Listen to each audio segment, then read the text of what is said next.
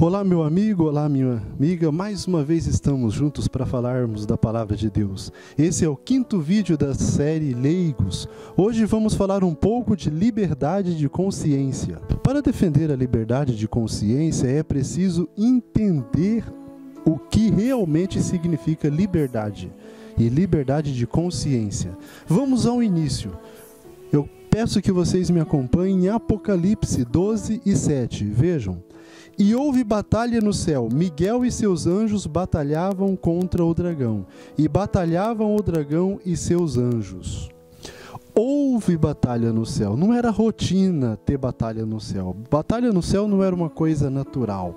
Mas para haver uma batalha, para haver uma guerra, precisa haver o quê? Oposição. O que estava se opondo ao quê?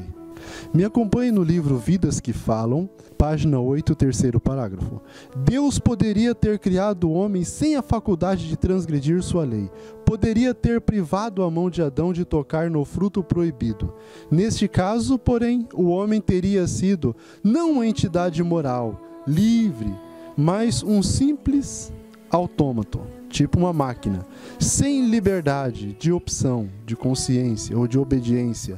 Não teria sido voluntária, mas forçada. Não poderia haver desenvolvimento de um caráter. Seria indigna do homem como um ser inteligente e teria apoiado a acusação feita por Satanás de governo arbitrário por parte de Deus. Então a acusação de Satanás contra Deus é que Deus era arbitrário, que Deus não dava liberdade aos seus seres criados. E qual liberdade estamos falando? Qual liberdade que Satanás acusou? Vamos pegar bem a fundo o que significa a palavra arbitrário. Olha só: tirano, ditatorial, abusivo, autoritário, dominador. Tudo isso é sinônimos da palavra arbitrário. Então, Satanás acusava Deus de ser tirano, de ser opressivo, abusivo, ditador, dominador. Uma pessoa que dá livre-arbítrio, ela não é autoritária. Satanás acusou Deus de tirar a liberdade dos seres criados, dos anjos. Ele diz que Deus não dá liberdade. Ele estava prometendo que liberdade. Temos liberdade hoje? Lógico que temos. Adão tinha liberdade, a gente leu na citação que tinha liberdade. Por isso entrou o pecado no mundo, porque Deus deu a liberdade. E hoje existe o mal no mundo porque Adão e Eva escolheram pecar e escolheram que o mal entrasse no mundo. A liberdade que Satanás dá leva a consequências. Veja como. Eu tenho liberdade, eu posso fazer o que eu quero, então me dá vontade de matar um ou outro. E eu vou lá e mato aquela pessoa. Eu pergunto, a minha liberdade interferiu na liberdade do outro? Com certeza, ela interferiu. E o outro? Ele tinha liberdade de permanecer vivo? Ele teve essa escolha? Então, para que a liberdade seja uma realidade e não uma ilusão, precisa ver o quê? Princípios. Precisa ver a lei de Deus. Sem a lei de Deus, não existe liberdade. É uma ilusão. É um atropelando os outros. E é isso que Satanás fez. Aqui, quem domina, quem é o príncipe desse mundo, quem é o príncipe do mal, das trevas, é Satanás. Por isso que pessoas, às vezes desinformadas, falam assim, Deus é o Deus do livre-arbítrio? Não. Quando um homem lá velho e enche a cara de bebidas alcoólicas, sai, atropela uma criança inocente e essa criança vem a óbito. Aí fala, cadê a liberdade de Deus? Cadê o livre-arbítrio que Deus deu? Tá, o homem teve liberdade de beber pinga e sair aí andando inadequadamente. Mas e a criança? Ela teve liberdade? Teve a liberdade. Só que essa liberdade, nós estamos na liberdade de Satanás e não na liberdade de Deus. Se fosse a liberdade de Deus, o homem ia obedecer à lei de Deus e não ia beber e não ia sair bêbado, atropelando inocentes. Satanás nos promete liberdade para fazer o que nós queremos, mas essa liberdade tem sérias consequências, e essas consequências Satanás não apresenta. Caim e Abel, por exemplo, ali já começou logo a questão da liberdade. Caim tinha a liberdade de fazer o que quiser, Deus deu a liberdade para ele, e ele fez errado. Abel tinha liberdade de fazer o que quiser, Deus deu liberdade para Abel, e Abel fez o correto. Agora, quem quis tirar a liberdade do outro? Caim. Abel foi aconselhar a seu irmão, e Caim não admitiu o conselho e matou seu irmão. Hoje, as pessoas não querem dar liberdade. Pessoas instigadas por Satanás não querem dar liberdade aos outros. Ela quer mandar, quer manipular, quer impor, quer forçar a consciência. E não dar liberdade. Quando uma pessoa não dá liberdade de consciência, ela está com um governo arbitrário. E esse governo arbitrário, ele é de Satanás, do acusador, e não de Deus. Abel, ele perdeu sua liberdade, porque Caim tirou ela, à força. Meu amigo, meu irmão, Deus, ele dá liberdade de consciência. Ele transforma a consciência nossa. Ele nos dá entender, raciocínio, razão, lógica, além do livre-arbítrio. Ele quer trabalhar, quer que oferecemos a ele um culto racional. Deus não gosta de uma obediência cega. Deus não gosta de nada que venha a enganar, que tenha um engano como primícia. Me acompanhe em Caminho a Cristo, página 43, quarto parágrafo. O governo de Deus não é como Satanás nos quer fazer parecer, fundado sobre uma submissão cega, um domínio irrazoável. Ele apela para o intelecto e a consciência. Vinde, pois, e arrazoemos. É o convite do Criador aos seres que formou. Deus não força a vontade de suas criaturas. A nós compete escolher se queremos ser libertos da escravidão do pecado para participar da gloriosa liberdade dos filhos de Deus. Você quer ser livre? Eu desejo ser livre. Livre do pecado. A verdadeira liberdade, ela existe só através da obediência da lei de Deus. Sem obediência da lei de Deus, vai se cruzar os interesses. E não haverá liberdade de consciência. Não haverá liberdade de fato. Haverá liberdade ilusória. É a liberdade que Satanás promete. Quando Satanás conquista a mente de uma pessoa, acontece um grande problema.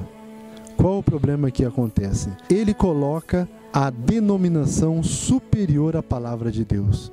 Isso é uma doutrina que vem da mãe de toda a ilusão, que vem da Igreja Católica, que a Igreja é superior à Bíblia, que a Igreja é superior à palavra de Deus. A palavra de Deus é superior à denominação. Quando invertemos essa situação, Satanás, ele alcançou o seu domínio. Por quê?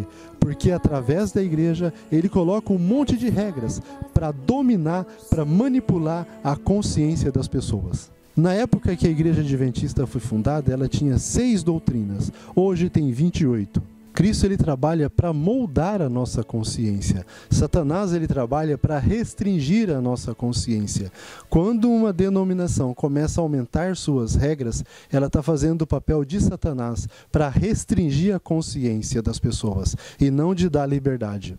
Qual é a mensagem de Satanás hoje? Ele promete liberdade. Você é livre, você vai pecar até a segunda vinda de Cristo, mas ele não apresenta as consequências, que quem continuar na prática do pecado está trilhando o caminho da perdição. Veja um exemplo. Irá aparecer um vídeo de uma pessoa falando a mensagem de Satanás, dando a liberdade. Hoje será que eu consigo viver sem pecar?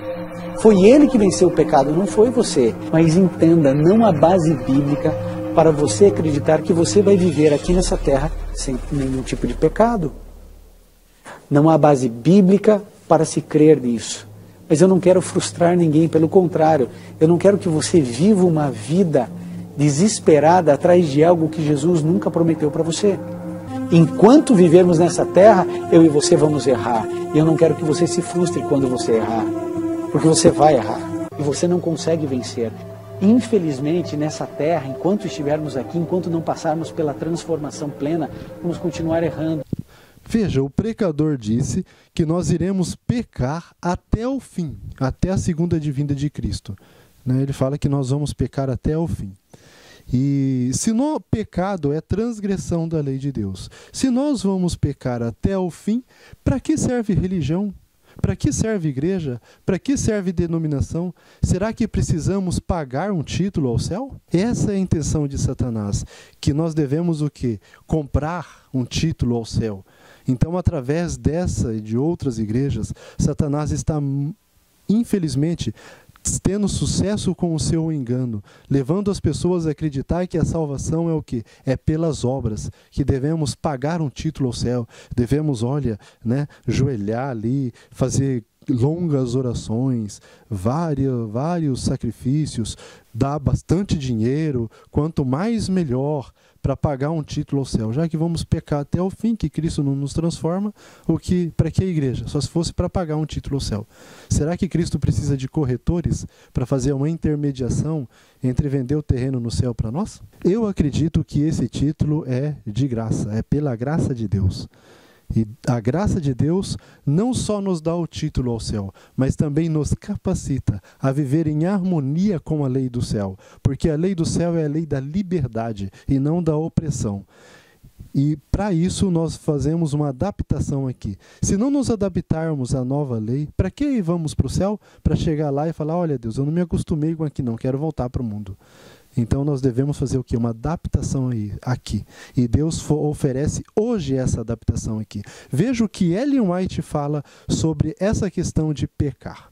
Agora, enquanto o nosso sumo sacerdote está a fazer expiação por nós, devemos procurar tornar-nos perfeitos em Cristo. Nem mesmo por um pensamento poderia nosso Salvador ser levado a ceder ao poder da tentação. Cristo declarou de si mesmo: aproxima-se o príncipe desse mundo e nada tem em mim. Satanás nada pôde achar no Filho de Deus que o habilitasse a alcançar a vitória. Tinha guardado os mandamentos de seu Pai, e não havia nele pecado que Satanás pudesse usar para a sua vantagem. Esta é a condição em que devem encontrar os que subsistirão no tempo de angústia. Quem vai subsistir no tempo de angústia? Quem estiver livre do domínio do pecado. E nesta vida que devemos afastar de nós o pecado pela fé no sangue expiatório de Cristo. Quando nós vamos afastar do pecado? Nesta vida. Nosso precioso Salvador nos convida a unir-nos a Ele. Ele liga nossa fraqueza à sua força, nossa ignorância à sua sabedoria, aos seus méritos nossa indignidade. A providência de Deus é a escola no qual devemos aprender a mansidão e humildade de Jesus. Toca a nós cooperar com os meios que o céu emprega na obra de conformar nosso caráter ao modelo divino. Ninguém poderá negligenciar ou adiar essa obra sem grave perigo de sua alma. Grande Conflito 623. É nesta vida que nós devemos afastar do pecado, e não na vinda vindoura. O pregador não quer nos deixar desanimados. Deste jeito, ele vai deixar a gente animadinho no caminho do inferno. Agora, qual é o conselho bíblico? Qual é a verdadeira mensagem de esperança que encontramos na Bíblia? Me acompanhe em 1 João 2:1. Meus filhos, essas coisas vos escrevo, para que não pequeis. E se alguém pecar, temos um advogado para com o Pai, Jesus Cristo o justo. Essa palavra é para não pecar. Mas se acaso nós cometermos algum pecado, se acontecer esse acidente em nossa vida, nós não devemos ficar desanimados. Devemos pedir que Deus nos dê arrependimento. Arrependimento não é uma coisa normal do ser humano. Eu vou me arrepender. Arrependimento é a nossa resposta a um convite divino.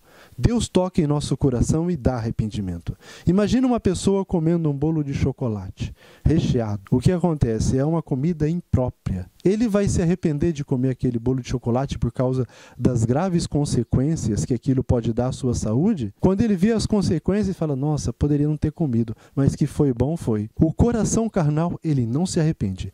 Nós devemos implorar, pedir a Deus que nos dê o sentimento de arrependimento. E quando ele nos dá esse sentimento de arrependimento, nós devemos fazer uma mudança e ir a Cristo. Se nós nos arrependermos e irmos a Cristo, olha a promessa dele. Em 1 João 1:9. Se confessarmos os nossos pecados, ele é fiel e justo para nos perdoar os pecados e nos purificar de toda injustiça. Ele não para aí, tá perdoado e pronto, acabou. Não. Ele nos purifica de toda injustiça. Perdão de pecados é purificação ao mesmo tempo. É a justiça de Cristo imputada em nós e nos transforma, comunicada. Não é uma mera declaração, é uma transformação. E as promessas de Deus não acabam aí. E eu mostrei a condição. Eu seria injusto se não apresentar as promessas de Deus. Irei apresentar pelo menos uma. Está em Judas 24. Judas só tem um capítulo. Me acompanhe. Ora, aquele que é poderoso para nos guardar de tropeçar e apresentar-vos irrepreensíveis com alegria perante a sua glória. Cristo, o que ele faz? Existe a condição. Nós devemos vencer o pecado até nos pensamentos e nos sentimentos, não só nas atitudes. Isso é a condição. Mas Cristo nos dá uma promessa. Ele tem poder de nos transformar e de nos manter justos. Eu acredito no poder de Deus. E você, meu amigo, acredita? Vamos acreditar no poder de Deus. E não espalhar e nem patrocinar mensagens que traz descrença e incredulidade no poder de Deus. Devemos seguir a mensagem adventista do sétimo dia. E a mensagem adventista do sétimo dia, ela está sendo pisada a pés pela denominação adventista do sétimo dia. Todo adventista sabe que a igreja de Laodiceia, o período em que estamos, é o que? Miserável, pobre, cego e nu. E eu pergunto, o que uma denominação dessa tem a oferecer às pessoas, ou a nós? Imagina você encontrar na rua um cego, um mendigo, pobre, cego e nu, sem roupas. Ele tem alguma coisa a oferecer a você? Não, você que tem a oferecer a ele. Você que tem que ajudar a ele. Então hoje Deus está convidando obreiros leigos para levar essa obra e a oferecer a muitos que estão enganados, pobre, cego e nu, e achando que está rico. Eu pergunto, nós somos mordomos de Cristo, nós somos mordomos de Cristo. Um mordomo, ele administra os bens de Cristo. Deus nos deu a vida, Deus nos dá recurso para nós administrarmos a vida. Imagine um administrador, ele sair para contratar ali pessoas para trabalhar ali nos bens do seu patrão. E ele, ao invés de contratar pessoas que trabalham, que estão preparadas, que estão capacitadas, né, que estão com interesse, pessoas apropriadas para trabalhar na empresa do seu patrão, ele contrata cego e nu, mendigo, miserável. Seria um bom mordomo de Deus? Então assim são as pessoas que pegam o dinheiro de Deus e colocam nas instituições em que não está levando a mensagem de Deus. E coloca na instituição de Laodiceia. Ah, Misael, você está falando isso é a opinião sua. Não existe nenhum parâmetro no Espírito de Profecia que comprova isso.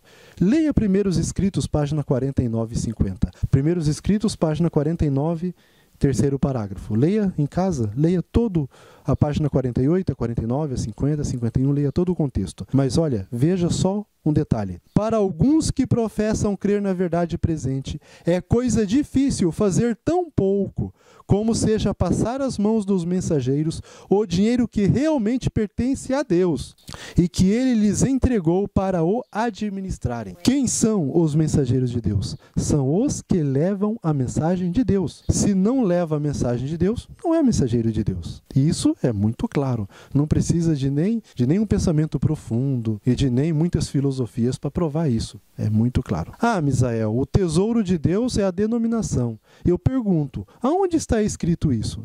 Na época de Cristo, a denominação dele era o quê? O povo de Israel, eram os judeus, tinha ali os sacerdotes. E eu pergunto, na época de Cristo, quem eram os melhores administradores?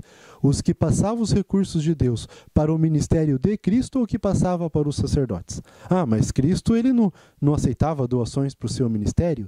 Será? Judas, qual era a função de Judas? Lembra na parábola do mordomo fiel? Deus deu 5 talentos para um, 3 para outros e 1 para outro. Eu não tenho dúvida, irmão. Peça a Deus, dê clareza nesse assunto. A pessoa que pega o dinheiro de Deus e não se preocupa como está sendo gastado, se está sendo para levar a mensagem de Deus ou não, ela está enterrando o seu talento. Ela está sendo um mordomo infiel. Hoje, infelizmente, a denominação não está preocupado muito em seguir a Cristo ou não. Só está preocupado em impor os seus pensamentos e as suas filosofias. Para que 28 doutrinas?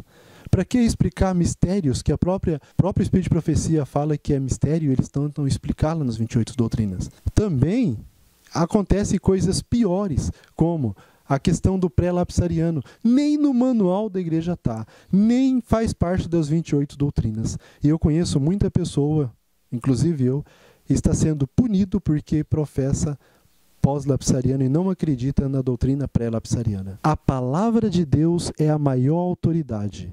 E nós devemos o que? Acreditar na palavra de Deus. No assim diz o Senhor. Igreja de Deus e denominação são coisas diferentes. A denominação existe existiu, Cristo colocou ela com a função de terminar a obra, de levar a mensagem. Mas, infelizmente, ela não se cumpriu o seu papel.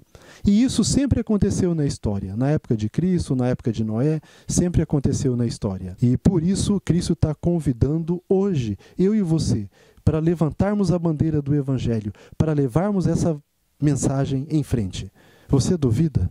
Vamos repetir a citação do vídeo passado. Está em Manuscrito Eliases, volume 15, página 312. Assim como outrora chamou pescadores para serem seus discípulos, ele suscitará dentre o povo comum a homens e mulheres que realizem sua obra. Em breve haverá um avivamento que surpreenderá a muitos. Os que não percebem a necessidade do que deve ser feito serão passados por alto. E os mensageiros celestiais trabalharão com os que são chamados de pessoas comuns, habilitando-as a levar a verdade para muitos lugares. Quem são os mensageiros celestiais? Quem são os mensageiros verdadeiros? Os mensageiros que levam a mensagem de Deus. Eu entreguei a minha vida a Cristo. Eu convido a você que faça o mesmo. Entregue sua vida a Cristo. Aceite somente uma assim diz o Senhor. Convido a você, meu amigo, meu irmão, que ainda não está ligado a um ministério de sustento próprio, a um ministério de leigos, um ministério que está levando a mensagem de Deus avante. Eu convido a você a se unir a mim. A Orion Produções está precisando de pessoas para que juntos venhamos desenvolver essa mensagem. Eu convido a você. Por que não se unir a mim? Pelo orgulho? Eu não vou me unir a pessoas simples. Eu acredito que não é apropriado de um cristão sentir orgulho. Por quê? Por egoísmo? Eu vou usar os recursos de Deus do jeito que eu quero. Será que isso é apropriado? Está entre você e Deus. Será que é por covardia? O que a denominação, o que as pessoas vão pensar de mim se eu começar a falar tudo isso? Olha, lembre-se, os covardes não herdarão o reino dos céus. Entre em contato comigo, aguardo o seu contato. Precisamos levar o Evangelho, cumprir a nossa parte nessa missão. Precisamos cumprir a nossa parte nessa missão de levar o Evangelho verdadeiro a toda tribo, língua e povo. Obrigado pela atenção e aguardo o seu contato.